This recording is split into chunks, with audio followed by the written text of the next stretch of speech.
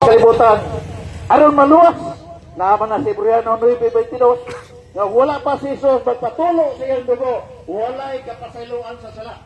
Wala'y malangit. Puros interno.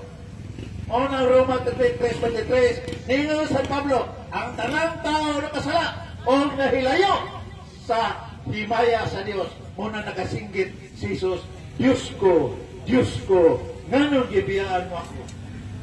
My God, why have you forsaken me? Yun na, bili sa yon ang pagluwas sa Diyos sa iyang katawan. Gipatuloan dugo, giantusan, giayog kulata, giayog samad-samad. Tungod sa mga samad, nagdupa sa cross, gakurog ang iyang mga kanuran tungod sa kasakit.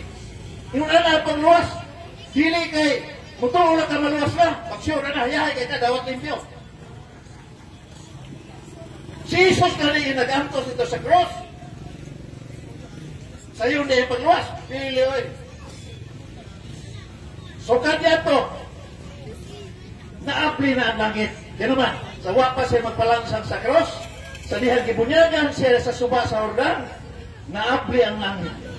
Mo na to, ang paraiso na bukas na usap. Doon na tayo paglaog, na doon na tayo pagkabanhaw o kaluwasan.